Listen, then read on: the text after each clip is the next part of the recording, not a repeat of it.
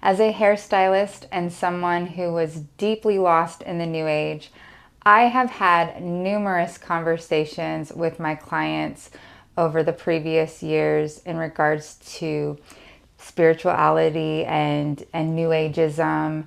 And now my clients are like, what happened to you? I am completely open and upfront about my beliefs in Jesus and my newfound faith in Christianity. And so I get a lot of questions, and rightfully so, because especially of what I used to talk about and believe. And one of the questions that I hear a lot is, why do Christians think that Christianity is the only way? And so, we live in a world right now where there's this major belief system that's quite widespread where all paths lead to God. And so I want to talk about this because it's not arrogant and it's not self-righteous for Christians to think that Christianity is the only way. So we're going to visit this a little bit in this video. And if you are a Christian and you come across a non-believer and they have these sorts of questions for you, we always want to give grace to others and be loving in our responses. But this video might help you even to answer some of the questions that non-believers may have in regards to why we do believe that Christianity is the only way.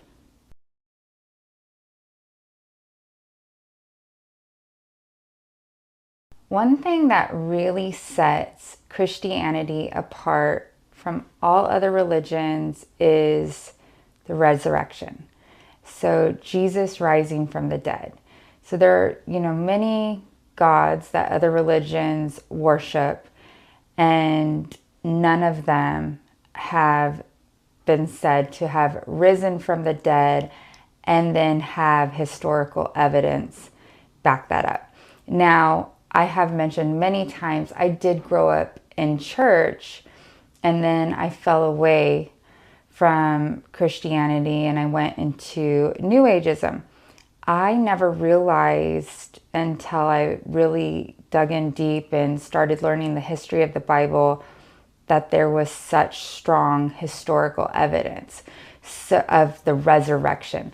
I knew that just about everybody, even atheists, acknowledged that Jesus walked the earth and he lived, and him suffering on the cross, most people do believe that really did happen. But the resurrection, rising from the dead, and then, speaking and showing yourself to 500 people, that's a big deal. And for scholars and historians to say, yes, the probability of this happening is way up here.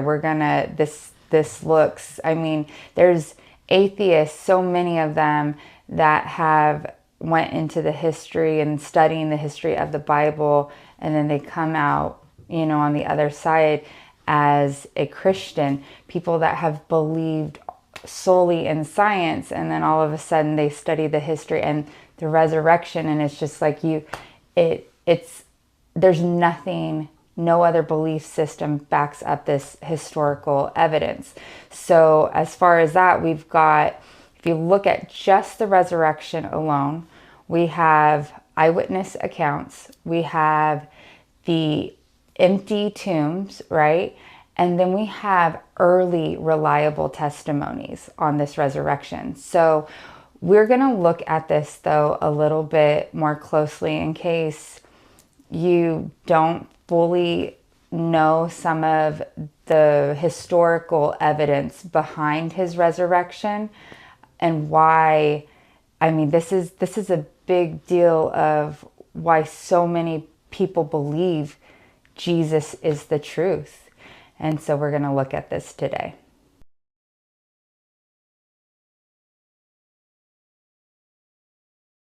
So 1 Corinthians chapter 15, verses 3 through 8 includes an early creed that was dated within only a few years after the resurrection.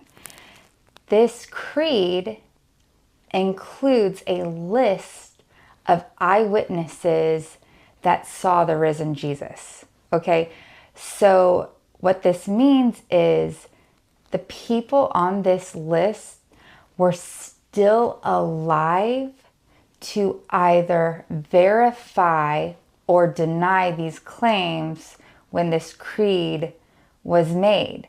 So that would be like Jesus comes back today, okay?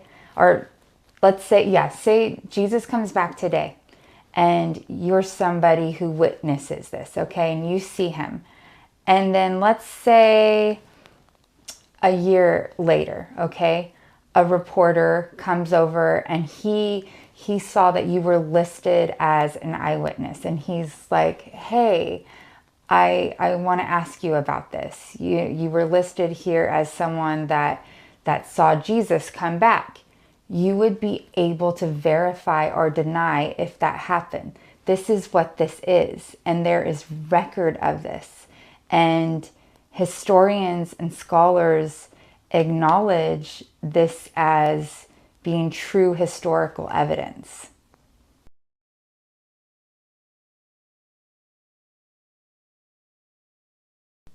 So let's talk about the empty tomb. Okay, so all four Gospels, Matthew, Mark, Luke, and John, all describe Jesus' tomb as being empty. Even Christian opponents, such as Jewish leaders, acknowledge that the tomb was in fact empty, and they actually suggested that the disciples had stolen Jesus' body. However, that was highly improbable because the Roman guards were posted outside of Jesus' tomb. So incredibly unlikely that that happened. The other thing we have to look at is the role of women witnesses in this ancient time. So the first person to discover the empty tomb was in fact Mary Magdalene. Okay, so during this time, women had a very low status in the ancient world. And so this gives this story way more credibility because it was just highly unlikely that this would be made up. The fact that this female comes first and says, hey, this is empty. So there's so much that just historians and scholars cannot deny. This tomb was empty, and there was no way for him to leave that tomb, for his body to leave that tomb without a complete miracle. So it all points to the resurrection of Jesus, and that this really did happen.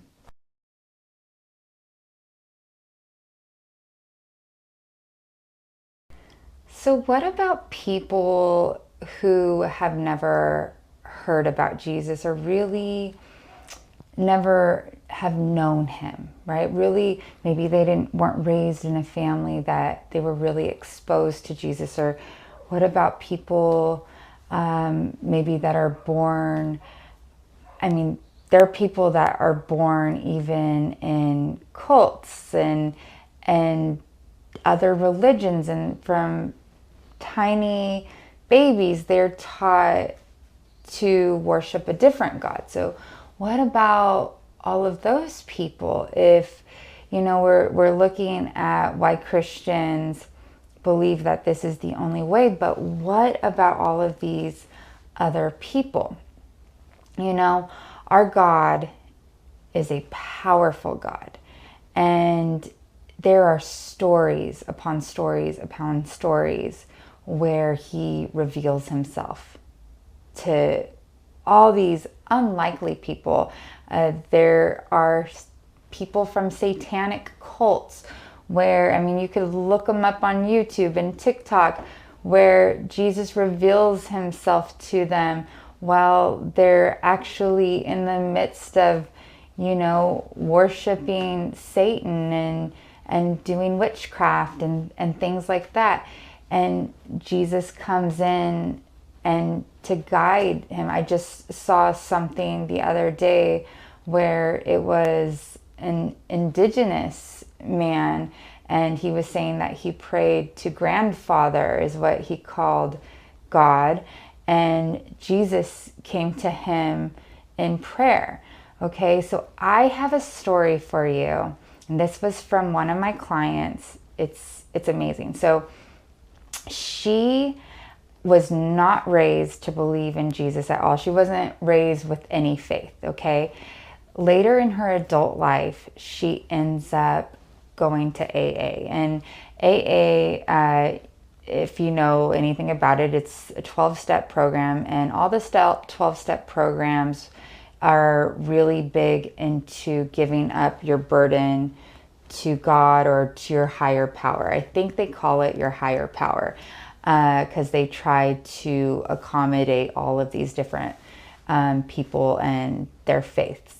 So anyway, so she gets involved in the 12-step program, and so now she's got some kind of spiritual basis, a spiritual foundation that she's working from.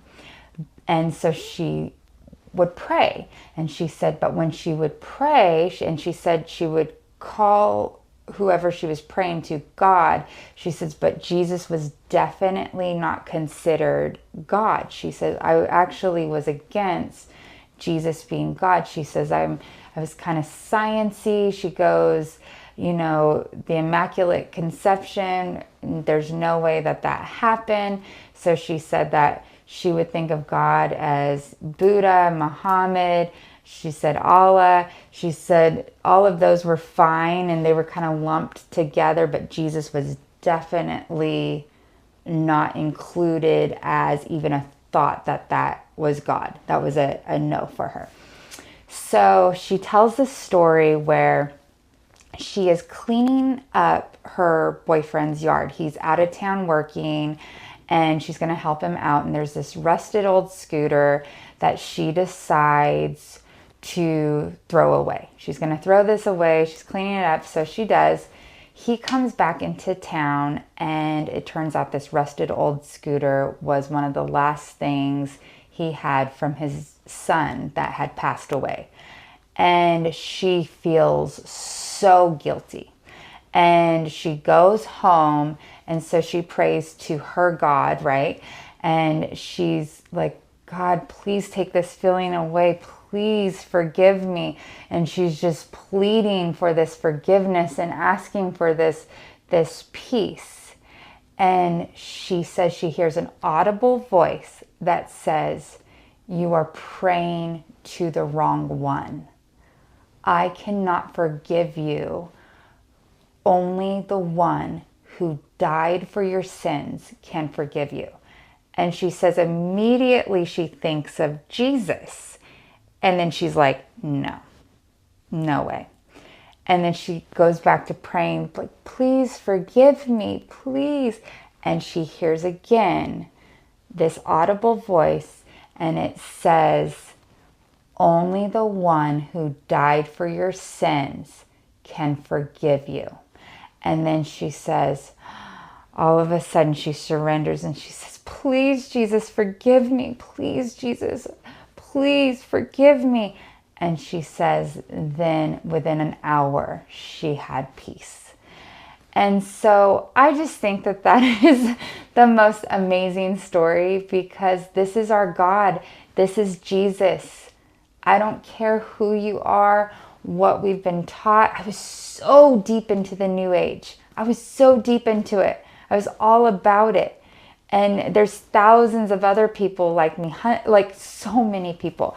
And he can reach us anywhere. He reaches people in prison. He reaches people, just in different countries, different languages, he is everywhere, and he is the truth, the life, and the way. Like, he really, really is. And I just I just want us to remember this God, this one true God, and it's okay to believe He is the only way, that He is the only God, and it is okay to love Him with our whole hearts and to be all about Him because He suffered for us and He did die on the cross. There is evidence upon evidence of that, and He is so good and He loves us all so much. If you liked this video, I ask that you please like it and please subscribe if you haven't already. I love you guys so much. I appreciate you so much. If you have any testimonies that you'd like to share in regards to how God has touched your life, I would love to hear about it. Just drop a comment below. And if not, that's okay too. I hope you guys all have the most wonderful day. God bless.